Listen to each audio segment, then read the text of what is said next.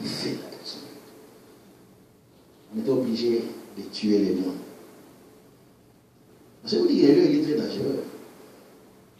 Comparé avec Goliath. Parce que sur une minute, le lion peut te déchirer. Mais celui qui vous appelait un enfant sans expérience, mais il a une histoire que vous ne connaissez pas. Amen. Une histoire. Il a combattu les lions. Il a vaincu. Il a combattu l'ours. Il a vaincu. Amen. Je vais me battre contre lui. Le problème, c'était quoi? Quand toute l'armée voyait en Goliath quelqu'un à grève, un problème est sérieux, David était conscient que Goliath était un problème. Mais il savait, contrairement à ses frères, contrairement aux autres soldats, il savait que Goliath n'était pas un problème sans solution. Il n'était pas un problème qui épuisait les possibilités de Dieu. À 1000 problèmes, notre Dieu a 1001 solutions. Dieu a toujours des solutions en réserve. Et David était la solution de Dieu qui était en réserve. Et en disant, moi j'irai me battre contre lui, c'était une formule de l'heure que moi, David, je suis la solution de Dieu au problème de Goliath. Dieu m'a suscité pour résoudre ces problèmes. Moi, je veux le battre. En disant cela, il réalisait la main invisible qui était toujours là pour soutenir son peuple. Parce que Dieu a dit autrefois son peuple, je ne t'abandonnerai jamais.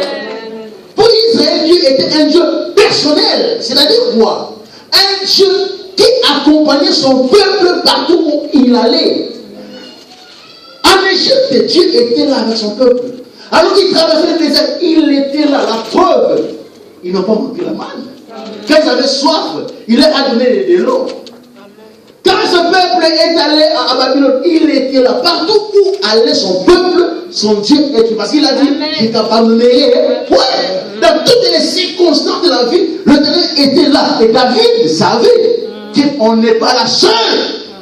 Il y a une main invisible qui va inquiéter ces Philistins-là. C'est pourquoi il n'avait pas peur. Il n'avait pas peur. Moi, je veux me battre contre lui. En réalité, ça ne sera pas moi. Il y aura une main invisible qui va le jeter. Et qui va mettre fin à son règne. Et il ne réalisait pas ça. Dans toutes les circonstances que tu traverses la vie, réalise que tu n'es pas seul. Si c'est là que tu es enfant de Dieu, réalise que Dieu est là. Même à la dernière minute, il intervient. Dieu m'a dit, je serai mort et rédempteur et vivant. Et il se lèvera. Le premier. Amen. Amen. C'est vrai le premier? Le dernier? Cela veut dire quoi? Il laisse d'abord les gens parler. Il laisse les gens écrire.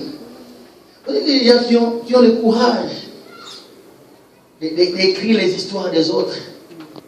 Ils écrivent et à la fin, ils mettent le point. C'est comme si c'est eux qui nous ont créés. C'est comme s'ils ont le monopole de votre avenir.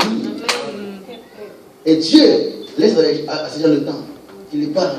Et c'est là, lui, derrière les points. Quand ils ont fini, qu'est-ce que Dieu fait? Il se lève. Maintenant pour écrire son histoire à lui. Et Dieu oblige à ces gens-là qui ont rempli des cahiers à écrire sur quoi? Des fausses et n'importe quoi. Il va les obliger d'aller dans on voit des cahiers pour acheter de nouveaux cahiers et de nouveaux stylos pour recommencer à écrire une autre histoire. Et ça sera quelle histoire? C'est l'histoire que Dieu va écrire sur toi. Si ils t'ont appelé à Mélanie, c'est-à-dire quelqu'un qui ne peut jamais accoucher, hein? C'est les notes qu'ils t'ont donné. Ils ont écrit, ils ont mis un point. Ils seront obligés d'écrire une autre histoire en t'appelant moi, pas ça. Et ça sera le nom que le Seigneur va te donner.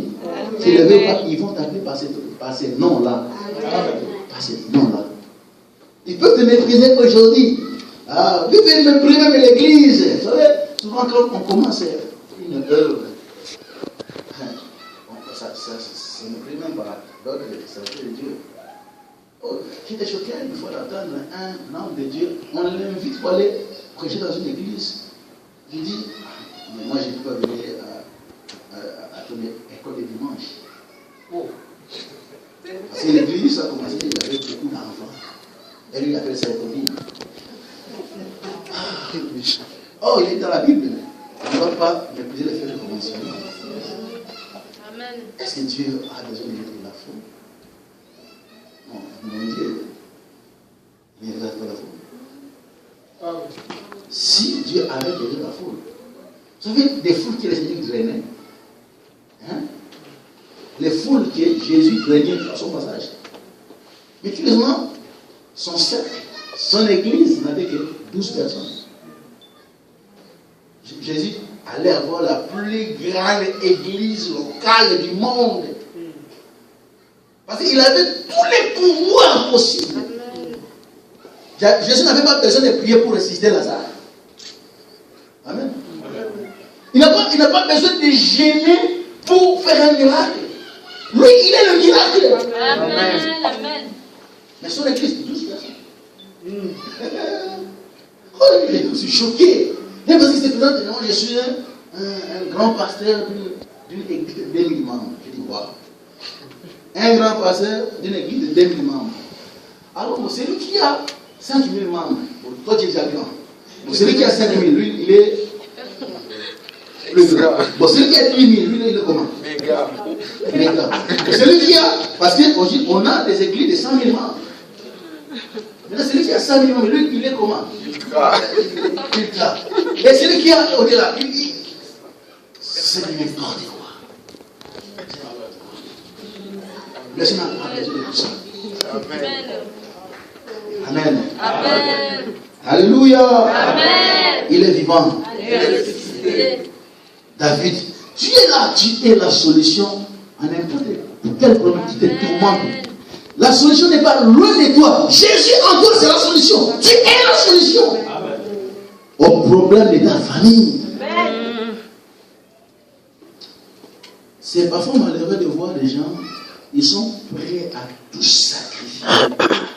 Même, ils sont prêts à aller contracter des pactes pour sauver leur famille. Non, ma famille est tellement pauvre, je ne peux pas continuer à avoir la pauvreté de ma famille. Je suis prêt à tout pour cette famille. Et ils vont dans des loges pour sauver la famille. Non, tu peux sauver la famille sans aller pour ton poche. Amen. Jésus à toi, c'est la solution pour ta famille. Amen.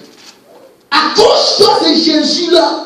Prie. Une fois qu'il est pour ta famille, tu le verras agir. Il est le Dieu qui écoute, il agit. Amen. David s'est levé.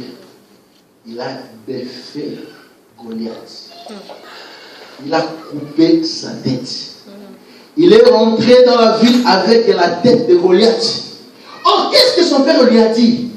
Allez, va commander tes frères à ses portes et amène-moi des nouvelles. Pas des nouvelles sûres. Je pense que la tête de Goliath coupée était une nouvelle sûre qu'il y a la paix dans le camp. Amen. Tout va bien. Amen. L'homme qui vous inquiétez. Donc, on n'a plus raison d'avoir peur parce que la tête de cet homme, je l'ai avec moi. C'est une nouvelle sûre. C'est une preuve que tout va bien dans le camp. On n'a plus à avoir peur. Alléluia. Amen.